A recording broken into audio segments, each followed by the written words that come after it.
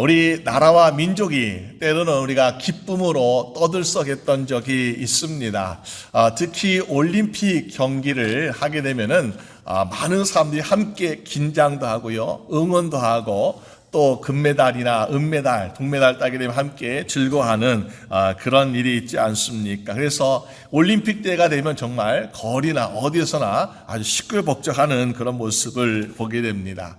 그런 올림픽의 시작, 우리가 아테네 도시에서 1896년 열리기 시작했던 것을 보게 됩니다. 그러면서 그때에 많은 일들이 하겠는데 그 아테네가 바로 오늘 성경 본문에 나오는 아덴이라고 나오고 있습니다. 기원전 5세기에 이 아덴이라는 곳은 약 6만 명이 들어갈 수 있는 운동 경기장이 있었고 또 많은 사람이 들어갈 수 있는 또 음악당도 있었다라고 이야기합니다. 그만큼 어떤 문화랄까요? 문화, 또 운동, 스포츠, 이런 거 정말 굉장히 번성했던 도시죠. 그래서 그 당시에 사람들이 이렇게 얘기합니다. 이 종교의 도시를 찾려면 예루살렘으로 가고, 로마, 정치를 찾려면 우리가 로마로 가고, 철학의 도시를 찾려면은 아덴으로 가라라는 그런 이야기가 있었다라고 이야기합니다.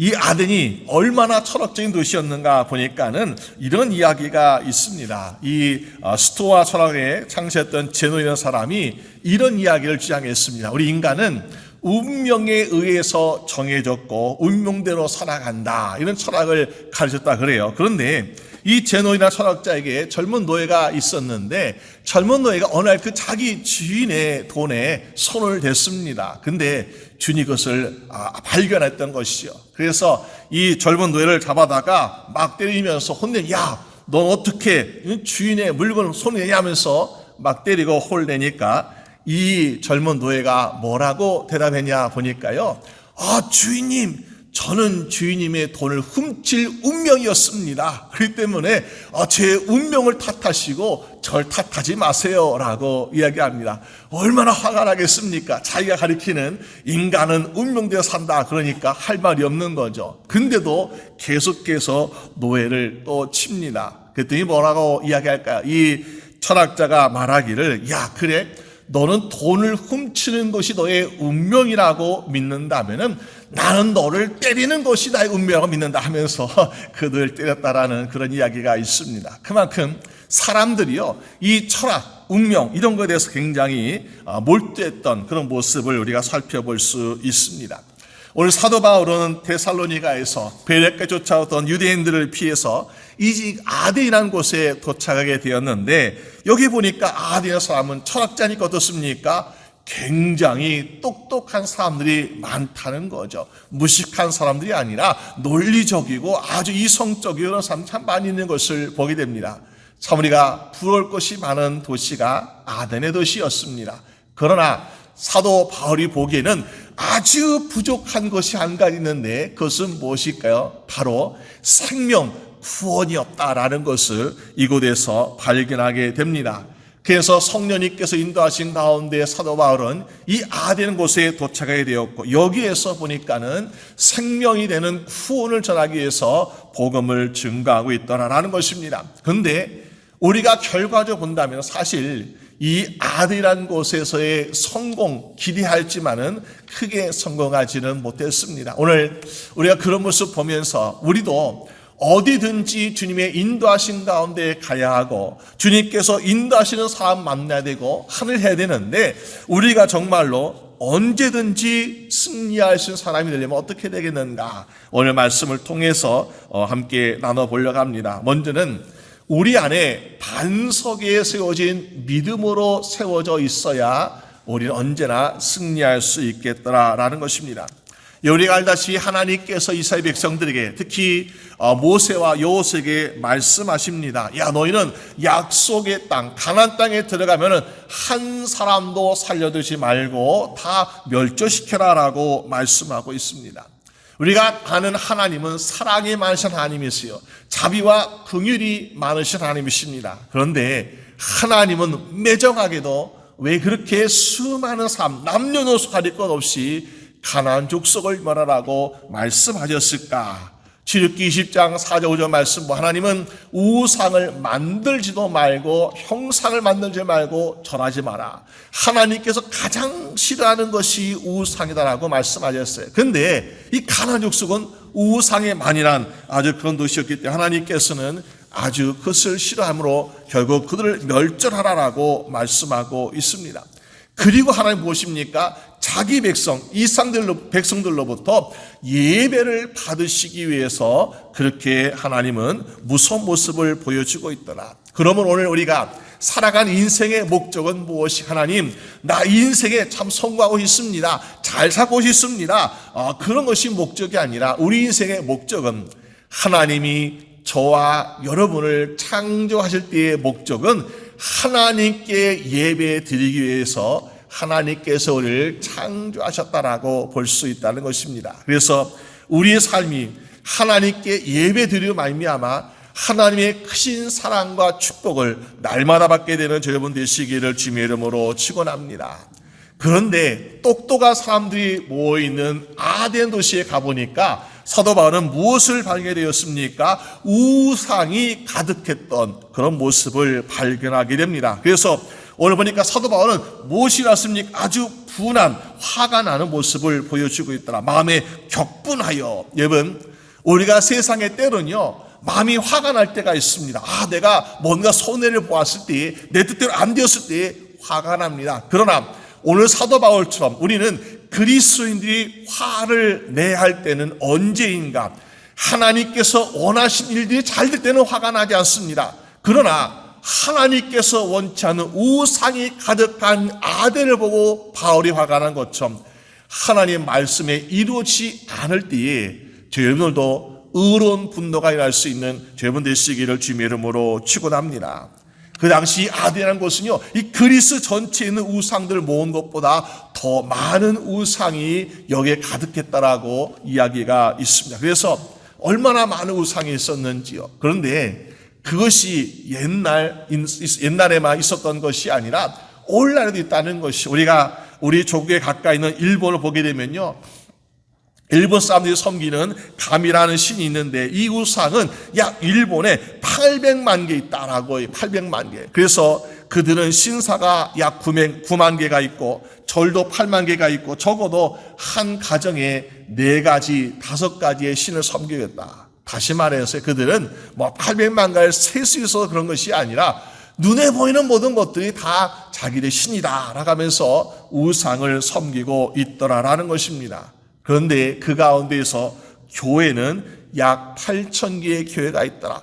800만 대 8,000개. 얼마나 부족한 숫자입니까? 0.1%도 안 되는 거죠. 그런데 우리가 그런 가운데에 보면요, 참 일본 사람들, 특히 그리스인을 보게 되면은 많은 훌륭한 신학자가 나왔고요, 얼마나 믿음의 사람들의 본이 되는 모습을 보여주고 있습니까? 그 참 우리가 본받을 만한 모습인 것을 보게 됩니다. 그런데 우리 아덴이라는 도시는 철학과 문화, 과학 아주 발달한 도시입니다. 정말 사람들이 여기가 살고 싶다 할 정도로 아주 그런 좋은 도시였은 것을 보게 되죠. 그러나 오늘 사도 바울 볼 때는 여기는 살만한 것이 못 된다. 왜? 여기는요, 영적으로 죽어 있기 때문에 사도 바울은 살만한 것이 못 돼서 오히려 화가 나고 있는 모습을 보게 되지 않습니까? 그 오늘 10절 말씀 보니까 이렇게 말씀하고 있어요. 사도 바울은 오늘 회당에서 유대인과 경건한 사람들을 만났다라고 이야기합니다. 또 장터에서도 사람들과 만났다라고 이야기하고 있습니다. 이 우상의 도시에서 회당이라는 곳이 있습니다. 예배드리는 곳이 있습니다. 경건한 사람들이 있습니다. 그래도 여기에는 경건한 사람들, 예배드리는 사람들, 회당이기 때문에 가능성이 있다라고 생각하는데, 사실 가능성은 있지만은 아직도 여기는 문제가 많은 것을 보게 됩니다. 아직도 우상이 가득하다라고 볼 수 있다는 거죠. 왜 이렇게 경건한 사람들이 예배드리고 있고 믿음의 사람도 있지만은 이 우상의 도시는 그대로 우상이 가득하고 있을까? 여러분, 우리가 한 가지 생각해 볼 것은 이런 것이 있지 않을까요? 만약에 거기에 회당에 모여서 예배드리는 사람들, 경건한 사람들이 일당백으로 많은 사람들을 전도할 수 있고 많은 사람에 영향을 줄 수 있었다면요, 이 아덴에서 사도 바울이 격분하는 것처럼 그렇게 분노하지 않았을 것입니다. 그런데 회당 안에서는 경건하게 예배드리는 사람이 있지만은, 그러나 그들은 자기 몫을 다하고 있지만은, 그러나 자기밖에 다스리지 못하고 자기밖에 지키지 못하는 안타까운 모습을 보고 있는 것은 아닌지요. 우리가 알다시피 소돔과 고모라의 성이 있습니다. 하나님 멸망하시고 작정하셨고 아브라함에게 야, 내가 이 성을 멸망시킬 것이다 라고 천사를 통해서 메시지를 듣게 되었습니다. 그런데 아브라함이 하나님께 간절히 중보기도 해서 하나님, 의 10명이 있다면 그래도 멸망시키시겠습니까? 아니야, 의인 10명이 있으면 내가 멸망시키지 않을 거야 라는 대답을 들었지만은 어떻게 되었습니까? 소돔과 고모라 성에서는 롯의 가족만 구원받고 결국에는 그 성은 멸망당했던 것을 보게 됩니다. 우리가 알다시피 롯은 아브라함이 족하여 하나님을 함께 믿었던 사람이에요. 경건한 사람이었습니다. 그런데 롯이 소돔과 고모라 성에 들어가서 무엇을 하지 못했기 때문에 그 성이 멸망당했을까요? 물론 그 성은 죄악이 가득했으니 하나님 보시기에 야, 이 성은 멸망시켜야 되라고 할 정도로 죄가 가득한 성이었어요. 그렇지만 하나님이 아브라함에게 약속하신 것이 무엇입니까? 의인 10명이 있으면 내가 멸망시키지 않겠노라. 그런데 롯이 들어가서 무엇을 했습니까? 의인 9명, 다시 말해서 9명을 전도하지 못해서 그만 소돔과 고모라 성은 멸망당할 수밖에 없었더라라는 것입니다. 여러분, 그것을 볼 때, 야, 롯은 그 소돔과 고모라 성에서 거룩하게 열심히 하나님을 믿었을지도 모르겠지만은, 그러나 한 명도 전도하지 못했구나.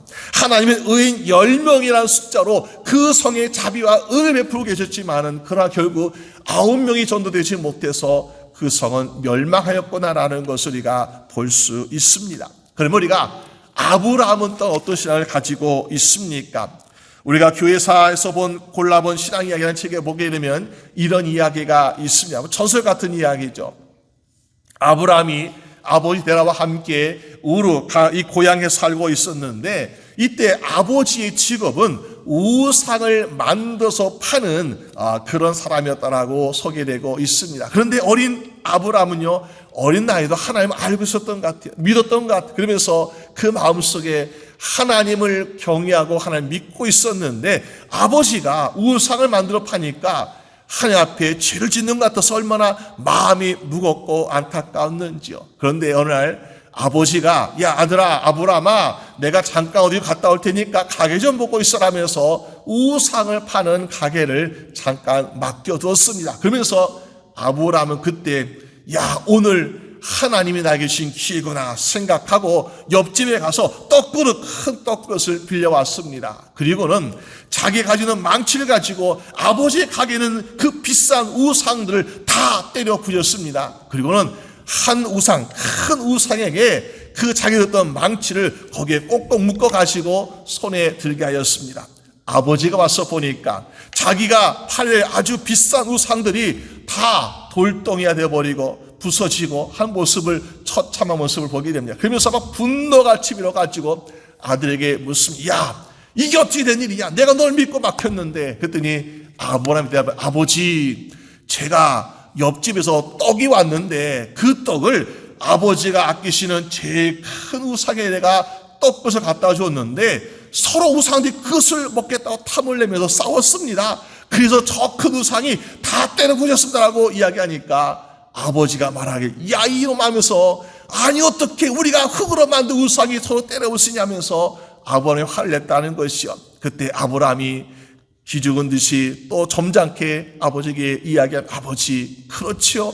아버지께서 아시다시피 저것은 생명이었고 흙으로 만든 거 아닙니까? 그런데 우리가 하나님 믿지 아니하고 저것을 믿고 팔면 어떻게 되겠습니까? 하면서 아버지를 감동시켰더라. 그래서 아브라함과 아버지 데라가 아브라함이 하나님 보는 받을 때에 고향에서 함께 떠났다라는 그런 이야기가 있습니다. 여러분, 한 사람의 믿음으로 말미암아 그 가정이 변화되었고, 그래서 아버지 되었습니까? 하나님께서 인정하시는 믿음의 조상이요 또 많은 복의 근원이 되고 있다라고 축복하고 있지 않습니까? 오늘 우리도 한 삶의 믿음 신앙이 정말 확실한 반석 위에 세워진 믿음을 가지고 있는다면은 분명히 우리의 가정도 변화가 될 것입니다. 우리의 이웃들도 변화가 될 것이고, 우리가 사는 이 땅 미국과 우리 조국도 분명히 변화가 일어나게 될 것입니다. 여러분, 우리가 주 앞에 정말 확실한 믿음을 갖고 살아가는 여러분 되시기를 주님의 이름으로 축원합니다. 그런데 오늘 아델에 있는 회당은 어떤 일하고 있습니까? 유대인들도 하나님 알고 있는 거죠. 믿고 있습니다.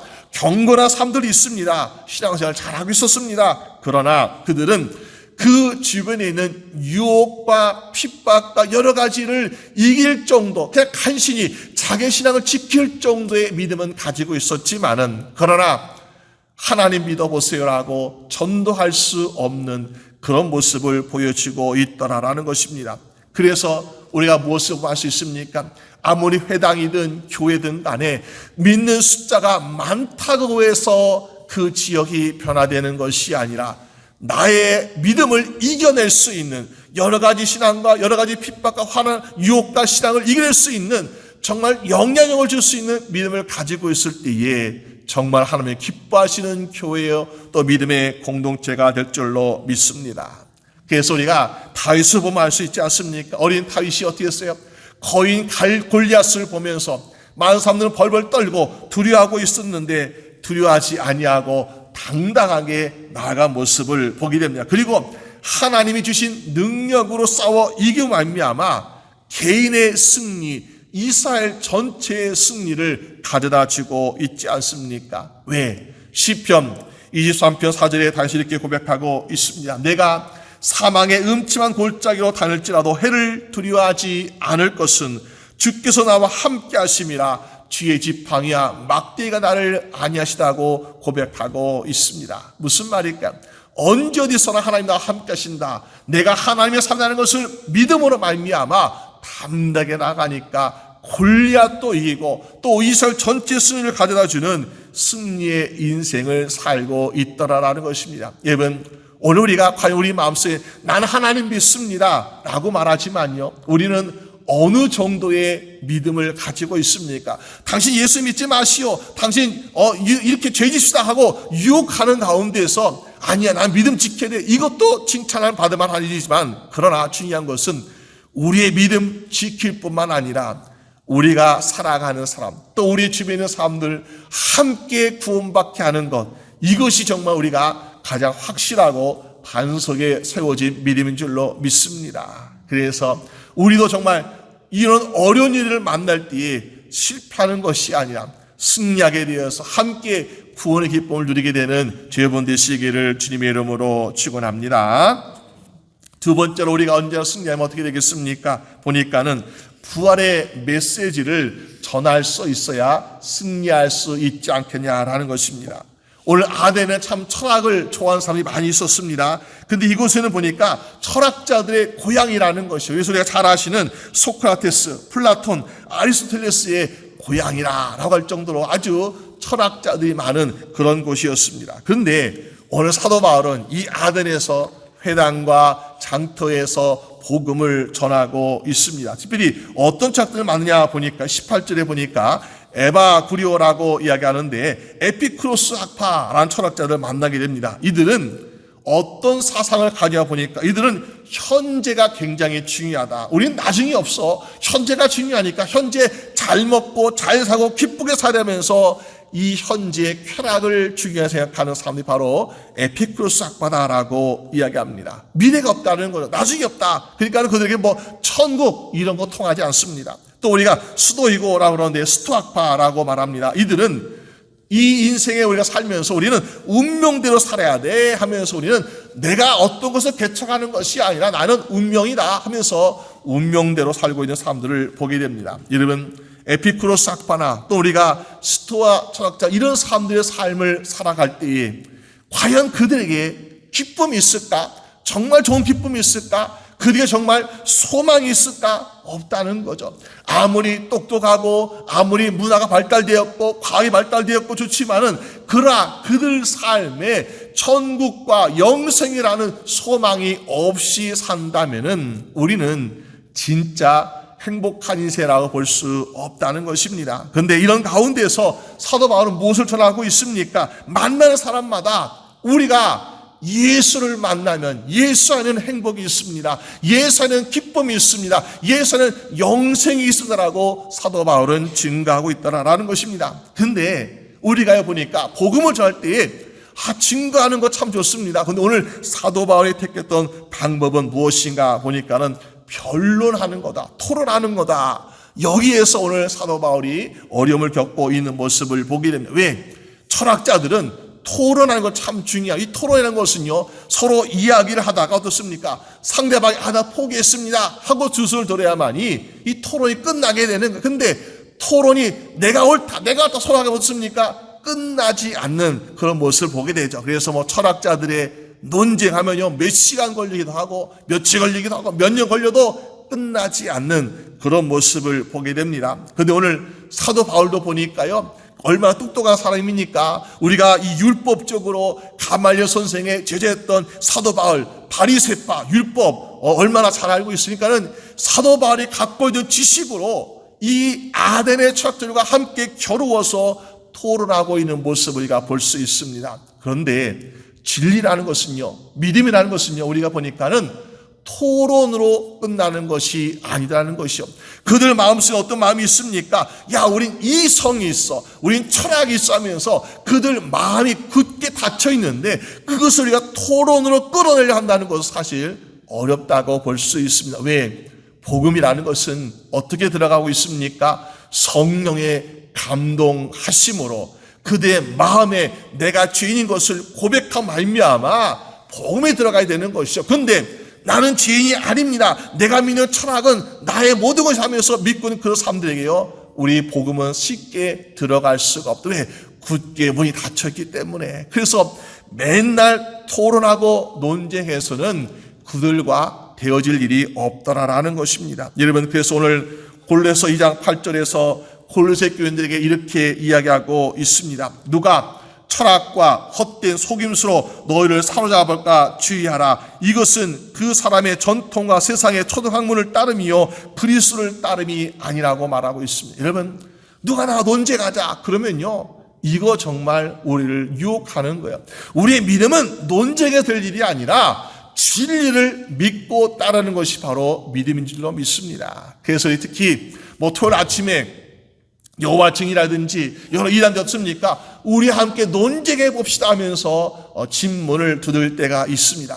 당신이 믿는 하나님, 우리가 믿는 하나님, 한번 우리가 논쟁해 봅시다. 논쟁하면요, 정말 힘듭니다. 우리가 잘못된 것이 아니라, 부족한 것이 아니라 우리의 진을 빼가지고 결국 항복하게 만들려 하는 거죠. 여러분, 잘못된 진리로 논쟁하는 거 우리가 쉽게 그걸 이길 수 있겠습니까? 그들은 굳게 마음을 닫아놓고 있어요. 그들은 성령의 들어오심을 막아놓고 아예 들으려고 하지 않으면 자기가 하고 싶은 말만 하기 때문에, 자기가 암송했던 말만 하기 때문에 믿음이 들어가지 않습니다. 그러나 우리가 믿는 하나님 어떤 하나님이요, 우리의 마음, 심령, 감동을 역사하시고 주장하셔서 우리가 죄인 것을 깨닫게 하시고 하나님을 받아들이게 하는 그 믿음이기 때문에 우리는 논쟁으로 전달하는 것이 아니라 살아계신 하나님, 능력 하나님을 증거 말미암아 참된 진리를 전할 수 있는 여러분 되시기를 주님의 이름으로 축원합니다. 그래서 오늘 사도 바울은 무엇을 전하고자 하였습니까? 결국 인생에 답은 어디 있다고요? 바로 예수 그리스도의 부활하심에 있더라. 여러분, 예수란 이름의 뜻이 무엇인가 보니까는 마태복음 1장 21절에 그가 자기 백성을 저희 죄에서 구원할 자다라고 성경은 말씀하고 있습니다. 그들이 철학적으로 뭐가 참 좋더라, 어떻게 된다라고 서로 논쟁하고 주장하고 있지만은 그들은 무엇을 하고 있습니까? 현재에 있는 것을 가지고 논쟁만 할 따름이죠. 결국 우리가 어떻게 천국에 갈 것인가, 우리가 어떻게 구원받을 것인가에 대해서는 답이 없다라는 것을 보게 됩니다. 1983년에 시카고에서 세계 종교회의라는 것이 열렸다 그래요. 거기에서 회교, 유교, 기독 여러 종교 단체들 또 지도에 모여서 서로 이야기하는 가운데 한 가지 주제를 놓고 이야기하게 됩니다. 우리가 만약에 죄의 문제를 가지고 있는데 이 죄의 문제를 어떻게 해결할 것인가에 대해서 서로 이야기를 하게 되었습니다. 그때 보니까는 죄의 문제 참 어렵죠. 분류해서 해결할 수 있습니까? 없습니다. 유교 없습니다. 서로 각자 죄의 문제 해결할 수 없더라는 것이요. 그런데 기독교에서 나온 지도자가 이렇게 이야기하고 있습니다. 예수 그리스도의 보혈이 우리의 죄를 깨끗하게 씻어 주십니다. 이 한마디 하겠다는 거야. 다른 사람들은 우리가 108번을 해야 돼, 뭘 해야 돼 하면서 여러 가지 이야기를 늘어놓고 방법을 늘어놓고 하지만 결국에는 죄를 해결할 수 없었는데 한 가지, 예수 그리스도의 보혈이 나의 죄를 깨끗게 하여 주십니다. 이 말을 했더니 아무도 말을 하지 못하더라는 것입니다. 여러분, 우리 인생의 문제, 가장 중요한 문제가 죄의 죽음이, 죄의 문제고 또 사망의 문제가 있는데요. 그것을 해결할 것은 바로 우리 주 예수 그리스도의 보혈과 부활하심에 있는 줄로 믿습니다. 그래서 우리는 그것을 믿는, 우리 예수 그리스도의 보혈로 말미암아 내 죄가 해결되었구나.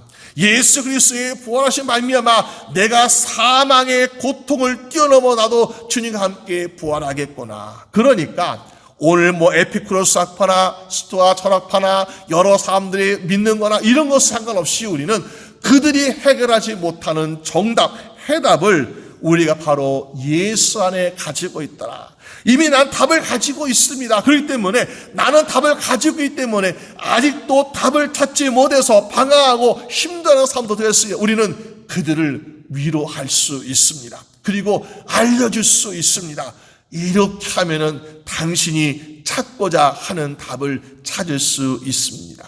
여러분, 답을 아는 사람과 답을 알지 못한 사람의 인생은요, 너무너무 차이가 나는 거예요. 답을 알지 못한 사람, 이거 어떻게 해야지 하면서 고민하고 또 시도하고 노력해도 안 되고 실패한 데 어떻습니까? 답을 알고 있는 사람은 너무나 편안해요. 너무나 근심 걱정이 없어요. 너무나 즐겁고 감사해요. 왜? 답을 알고 있으니까. 오히려 그래서 우리가 좀 부족한 사람, 또 어려운 가운데 있는 사람, 또 우리가 고통 가운데 있는 사람들 어떻게 합니까? 주 예수 그리스도의 은혜로 말미암아 위로도 하는 것이고요.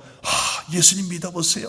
예수 안에는 용서함이 있습니다. 예수 안에는 구원함이 있습니다. 예수 안에 영생이 있다는 소리가 그들에게 올바른 길을 제시해 줄 수 있더라라는 것입니다. 그럴 때에 그 사람들이 어떻게 합니까? 마음이 열리게 된다면은 그 사람도 예수를 믿고 함께 구원받을 수 있지 않겠습니까? 오늘 아덴의 사람들은 철학, 지성, 이성 이런 것 때문에 그들은 얽매여서 결국 구원의 길을 이루지 못한 것을 보게 됩니다. 그러나 예수님 우리에게 분명히 말씀하지 않았습니까? 나는 부활이요 생명이니 나를 믿는 자는 죽어도 살겠노라. 그러면서 예수님께서 우리에게 참된 우리가 가야 할 길, 우리가 구하는 길을 지시해 주고 있는 것을 볼 수 있습니다.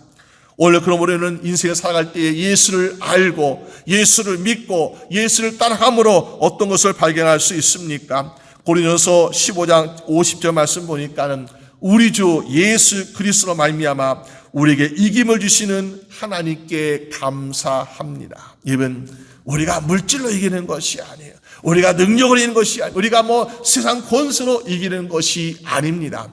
우리에게 허락하신 예수 그리스도로 말미암아 오늘 저희분들은 이기는 인생을 살게 되는 줄로 믿습니다. 누가 이런 훌륭한 이야기를 했습니다. 소크라테스는 철학을 남겼습니다.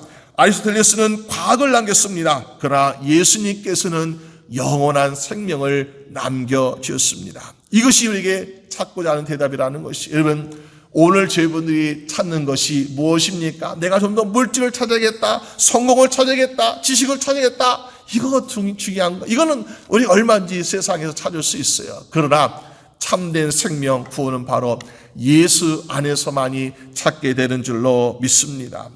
오늘 22절에 이 아덴의 사람들은 무엇을 가지고 있습니까? 종교성이 많은 사람, 종교성, 철학, 생각을 많이 하니까 이 사람들은 야, 오늘 무슨 이상한 종교 또 왔나 보다 하면서 종교성에 관심이 많은 사람이에요. 우리가 정말로 인생의 승리하기 위해서는요, 종교성에 관심 많아서 안 돼요. 종교성이 아니라 중요한 것은 바로 나의 인생의 죄의 문제를 어떻게 할 것인가, 나의 죽음 다음에 어떤 인생이 기다리면서 그것을 내가 구해야만이 정말로 예수를 받아들일 수 있는 마음이 열리게 되는 것 아니겠습니까? 오늘 저희분들은 우리 마음속에 주여 내가 내 자신만 지킬 수 있는 믿음을 가지고 자랑할 것이 아니라 나도 믿음 지키고 내 가정에 내 가족들도 지키고 또 많은 이웃들에게 복음을 전할 수 있는 확실한 반석에 세워진 믿음을 허락하여 주시옵소서. 그리고 우리가 날마다 잊고 살아가는 것, 부활의 예수님이 나와 함께 하시고 그 부활의 예수님 때문에 나도 부활할 것을 믿는 믿음으로 살아가게 해달라고 간구하심으로 오늘 우리의 믿음을 흔들고자 하는 세상 얼마나 많이 있습니까? 얼마나 많은 유혹이 있습니까? 근데 이 세상에서 주여 내가 언제나 날마다 누구든지 만나도 이김을 갖는 인생 되게 해달라고 정말 우리가 구할 수 있는 여러분 되실 주님의 이름으로 축원합니다. 그래서 이 세상에서 실패하고 넘어진 인생이 아니라 언제나 이김으로 말미암아 하나님께 영광 돌릴 수 있는 여러분 되시기를 주님의 이름으로 축원합니다. 우리 함께 기도드리겠습니다. 하나님 아버지 감사합니다. 오늘 우리의 인생, 우리를 무너뜨리려 하고 우리의 믿음을 하나님께로부터 멀어지려 하는 유혹과 시험들이 참 많이 있습니다. 이럴 때에 주여 오늘 나만 믿음 지켰다고 만족하고 우리가 안심할 것이 아니라 내가 사랑하는 이웃들, 내가 사랑하는 가족들, 친척들, 주여 그들의 믿음까지 함께 주님께 인도할 수 있도록 도와주시옵소서. 그러기 위해서 제 심령에 우리의 마음속에 반석 같은 믿음 위에 설 수 있도록 날마다 붙잡아 주시옵소서. 아버지 하나님, 우리가 많은 세상에 험난 세상을 살고 있습니다. 아버지, 세상에서 어떤 사람은 소망을 잃어버리고 어떤 사람은 기쁨을 갖지 못하는 안타까운 인생을 살고 있는데 주여 우리 마음 심령 속에 부활의 예수님을 만나게 하여 주시옵소서. 죽음을 뛰어넘는 우리 부활의 주님을 만남으로 말미암아 우리의 모든 인생이 참된 기쁨과 소망을 가진 인생 될 수 있도록 주님 축복하여 주시옵소서. 감사드리옵고 우리 주 예수 그리스도의 이름으로 기도드립니다. 아멘.